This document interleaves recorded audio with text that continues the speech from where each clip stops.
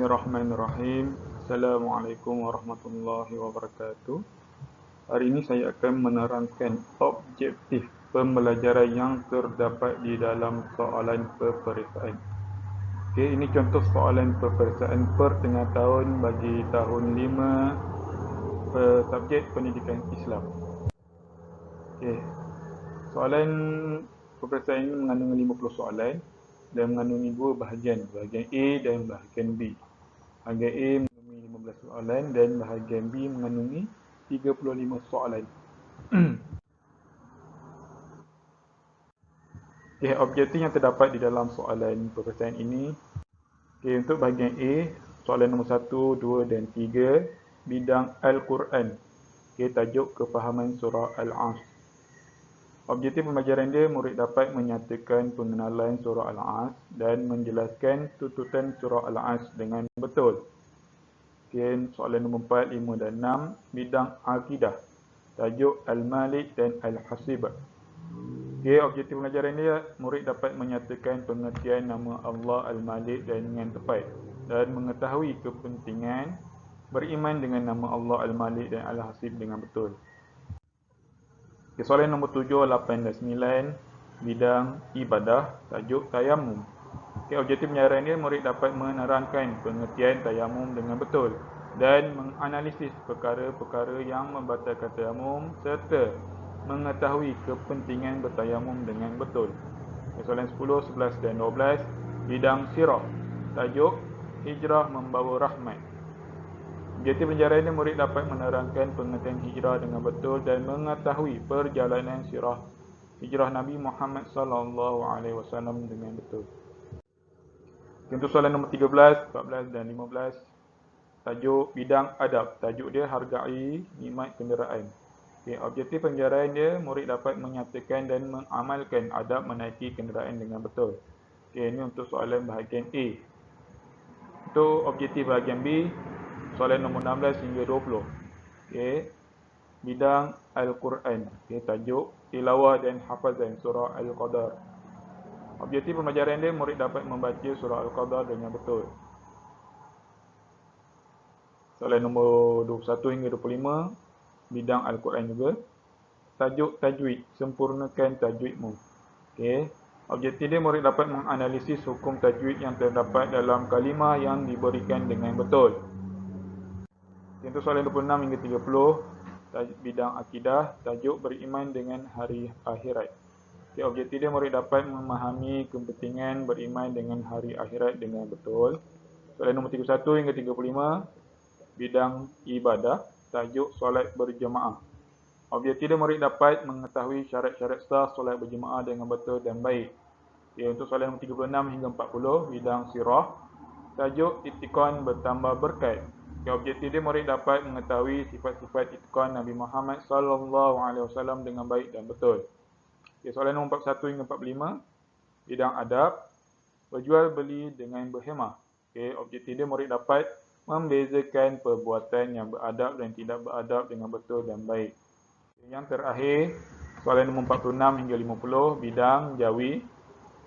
Tajuk dia badan sihat hidup ceria. Okay, objektif pembelajaran dia, murid dapat menulis semula perkataan yang diberi dalam tulisan Rumi dengan baik dan betul.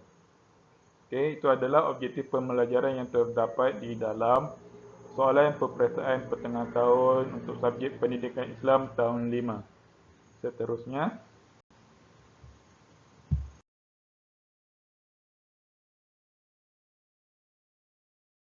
Okey, seterusnya kita akan bercakap tentang kelemahan yang terdapat dalam kertas soalan ini. Dalam kertas soalan ini, saya mendapati ada 3 kelemahan yang jelas bagi saya lah. Yang pertama, yang paling jelas sekali iaitu penulisan atau font tulisan dalam kertas soalan ini. Kalau kita tengok contoh bahagian. Kat sini je bahagian, sepatutnya bahagian. Yang kedua, surah Al-Asr membicarakan huruf ca sepatutnya di sini, bukan huruf jim. Tentang huruf nga kepentingan sepatutnya dalam kehidupan. Dekat sini font dia tidak sesuai. Dia tidak menggunakan font Jawi yang sebenar. Itu kelemahan yang pertama. Yang kedua, kalau kita tengok pembahagian markah atau dia punya atau bahagian A dan B, pembahagian markahnya tidak stabil atau tidak seimbang. Yang mana bahagian A ada 15 soalan, 30 markah. Okey, satu soalan 2 markah. Yang kedua, bahagian B ada 7 soalan. 7 soalan, setiap jawapan setiap soalan ada 10 markah. Nampak ketidakseimbangannya begitu ketara sehingga kan murid perlu cemerlang di bahagian B untuk mendapat markah yang baik dalam kertas soalan ini. Yang ketiga, jika kita tengok di bahagian belah kiri ini, di sini saya sudah buat analisis soalan tentang aras-aras soalan yang mana objektif dan subjektif. Dalam objektif, kita tengok dahulu di sini di rendah 25%, sederhana 50% dan tinggi adalah 25% daripada soalan. Yang ini adalah standard untuk yang biasa punya. Kita punya aras yang macam mana kita tak tahu berapa aras tinggi, berapa aras rendah dan berapa aras sederhana. Di dalam kertas soalan ini, aras rendah mempunyai 33% daripada 100% adalah aras rendah. Aras sederhana pula 40% dan aras tinggi 26%. Yang mana kita nampak dia punya standard aras rendah banyak sedikit berbanding aras sederhana. Aras sederhana je kurang. Itu objektif. Dia agak seimbang. Ada dia punya sebab mungkin. Yang kedua, kita pergi ke soalan subjektif. Soalan subjektif pula dia ada soalan aras rendah ada 42.9% atau 43% adalah daripada aras rendah. Aras sederhana 28.6%. Agak rendah berbanding yang standard yang ditetapkan 50%. Dan aras tinggi 28.6%. Yang mana hampir sama dengan standard yang ditetapkan. Dapatan di sini kita melihat bahawa soalan subjektif sangatlah menekankan soalan aras rendah berbanding standard yang ditetapkan. Mungkin soalan ini dibuat pada waktu PDPR iaitu waktu PKP. Yang mana PDPR ini mungkin tujuan soalan ini dikeluarkan atau dilebihkan dalam aras rendah untuk